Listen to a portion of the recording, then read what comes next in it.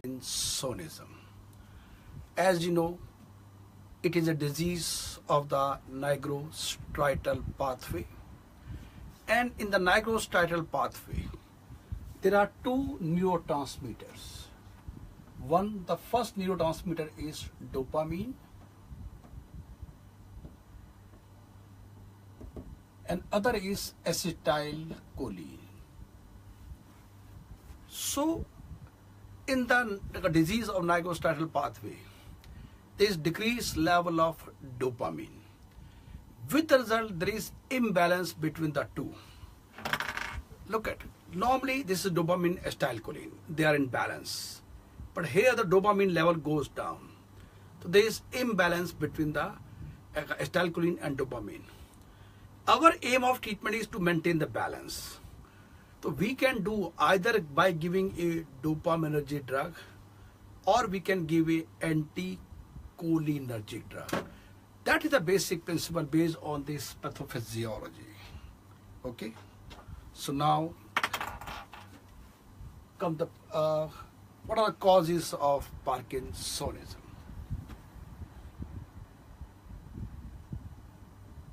First is idiopathic.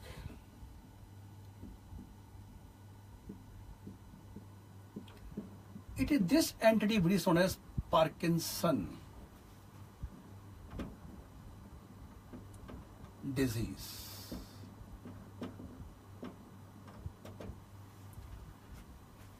Which is idiopathic, which typically occurs in elderly people above 50 years.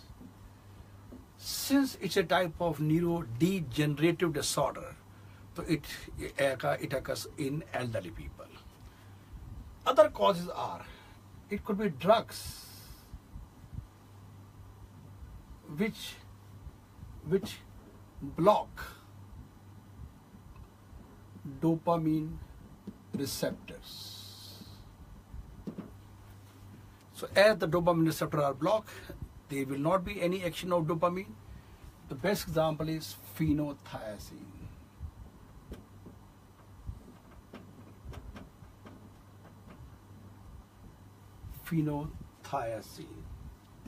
Or we have certain drugs which deplete dopamine stores in the brain, and typically example is reserpine.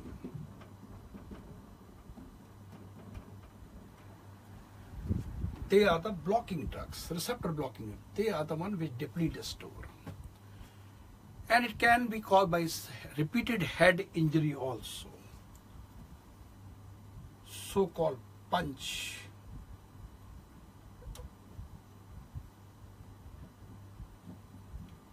Drunk disease.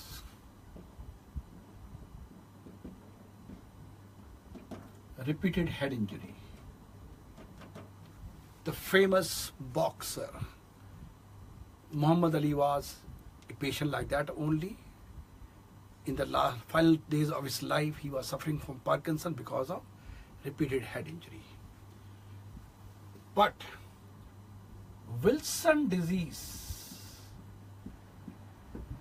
which is a disease of the copper metabolism, is again a cause of Parkinsonism.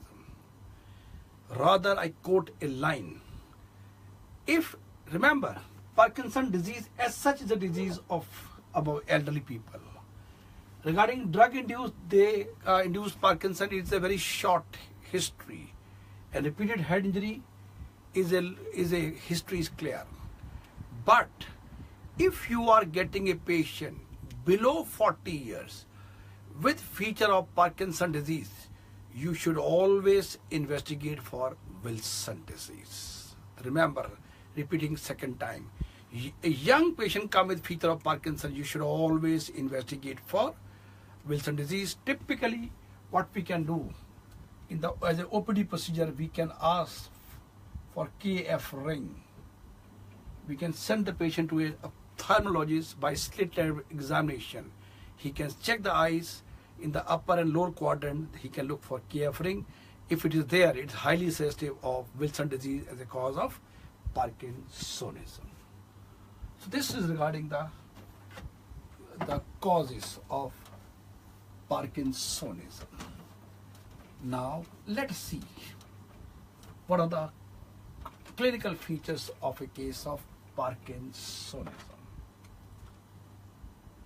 The clinical feature, first of all, general.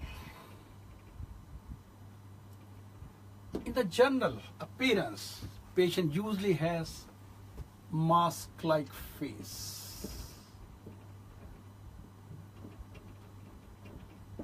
Patient usually has mask-like face, monotonous speech.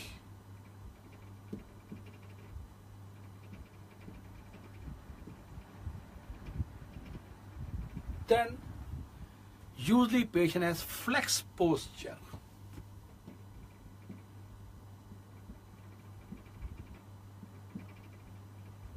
Constipation is a big problem. It may be a feature of disease itself, or it may be drug induced also, especially anticholinergic. Then, regarding the gait, patient typically has fascinating gait.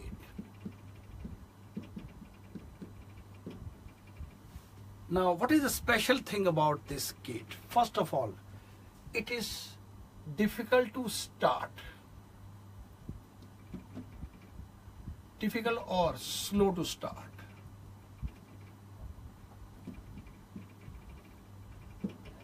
Poor balance.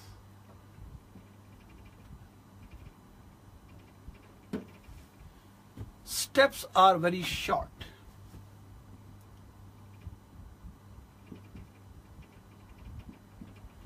It looks the patient is trying to catch its own center of gravity. Slow turning.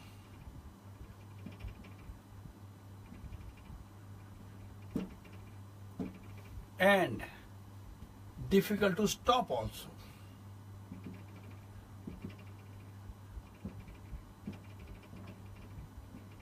And classically, arm swings, when we walk, we move our hand like this, arm swing.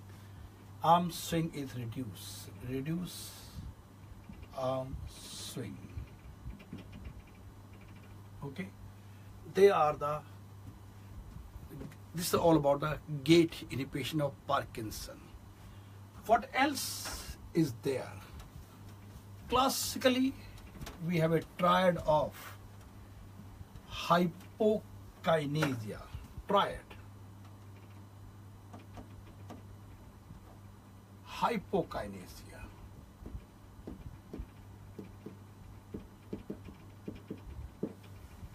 That means whatever action patient is doing, it's a very slow action. Like suppose patient has to catch this pen. Normally we catch like this, but here he will come like this. It takes slow. Hypokinesia. And in fact, this is the most disabling for the patient. It's the most disabling feature.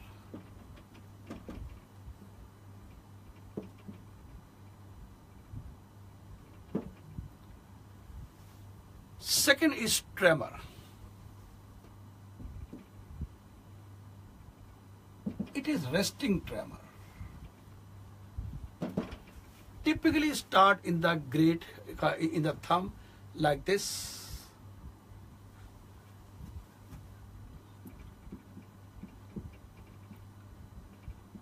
Usually to begin with unilateral, but in the advanced stages it may become bilateral.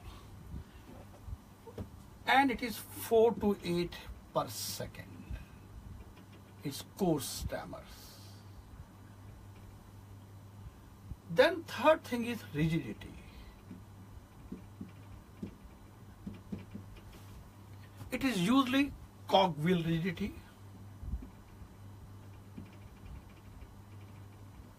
It is best elicited in the wrist joint.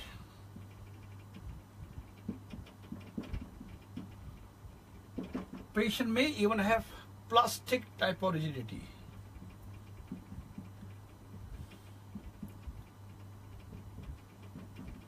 And this is more commonly seen in the legs and trunks.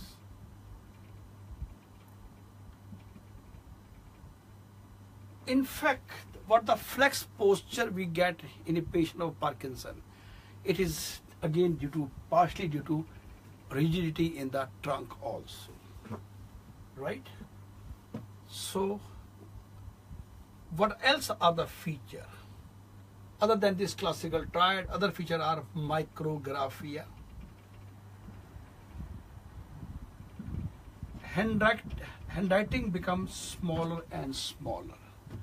And just for your information, extra edge knowledge, macrographia is an early feature of hepatic encephalopathy. In hepatic encephalopathy, you get macrographia. But here we are getting micrographia are the feature that we are getting in these patients, right? So this is the,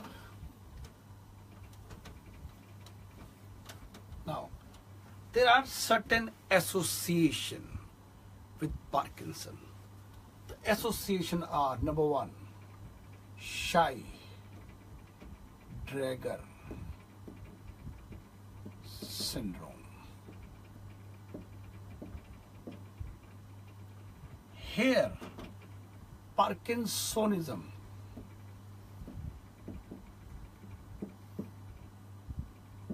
has associated feature is autonomic neuropathy, and there is also cerebellar ataxia.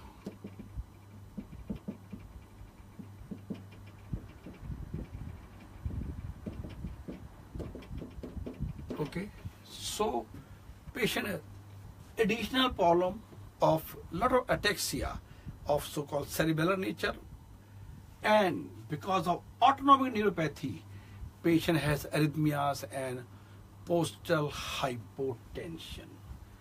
And these patients we treat by giving doxidopa,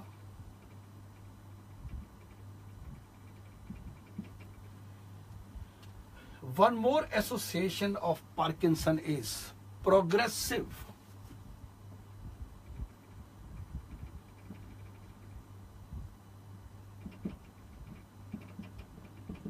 supranuclear palsy. This is also known as Steele-Richardson syndrome.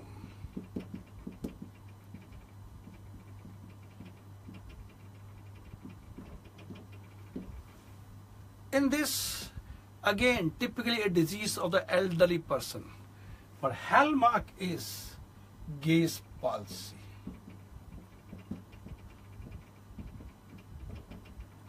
So in these patients, typical history what we get is patient has recurrent fall on climbing down.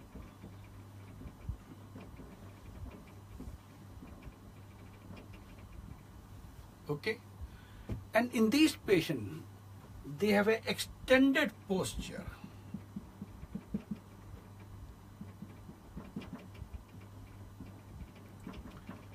Point to be noted.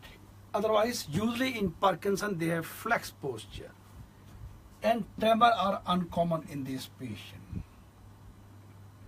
Tremor are uncommon, but hypokinesia is a feature. Hypokinesia and rigidity is a feature. Okay. So extended posture and tremors not there, and gaze palsy, they are the feature which differentiate this entity from Parkinsonism. Now, what happened in Parkinsonism? And one more thing, remember, depression is very common in this patient, but dementia is a rare feature or uncommon or late feature.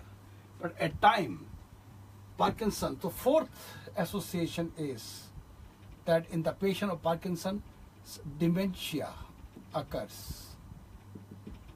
But again, repeating second time, it's a late feature. So dementia plus Parkinson, we call as Lewy body dementia.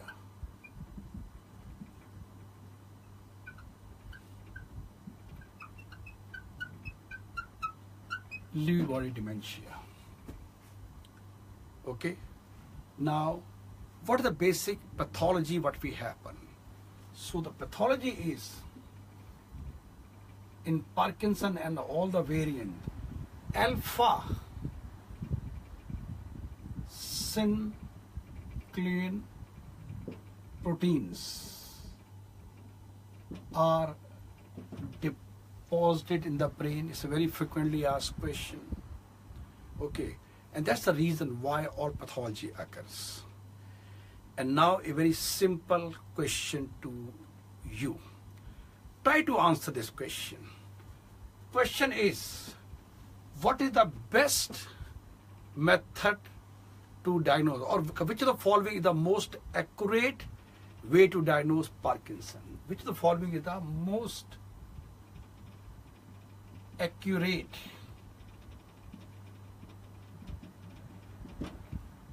investigation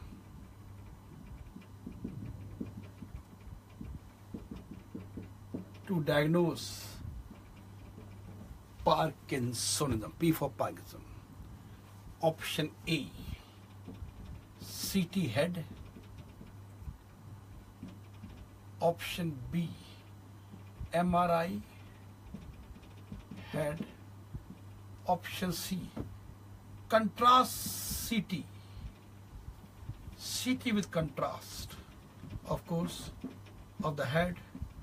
D, PET scan. Option E, none of the above. So, which of the following is the most accurate investigation to diagnose Parkinson's? CT head plane, MRI plane, MRI of head, CT contrast, PET scan, or none of the above. You can take 30 seconds to think and answer. And if you are carrying your some paper or pen, write down your answer so that you can check it. And your time starts now. 30 seconds are there. Remember, the question is, which is the most accurate test to diagnose Parkinsonism? Okay? Yeah.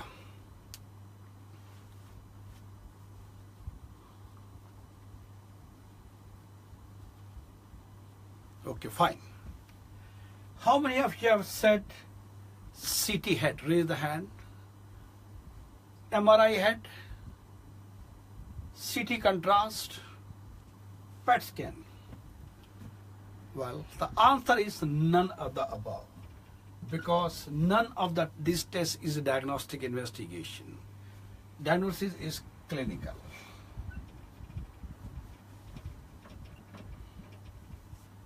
We do CT or radio imaging is done to rule out any other disease, but as such, none of them is a diagnostic investigation. Okay, so I hope this must be a good point for all of you to learn. So now in the next lecture, I'll be talking to you regarding management plan of Parkinson, drugs, new drugs. Stay tuned to the next lecture.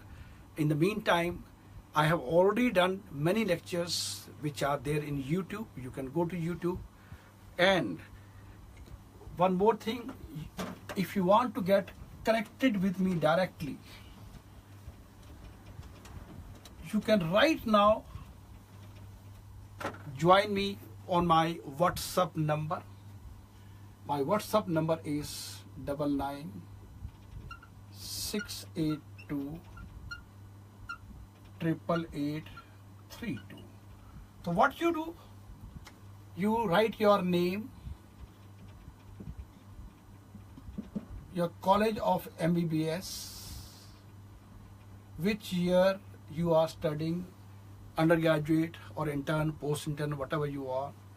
And of course, if you can send me email ID also,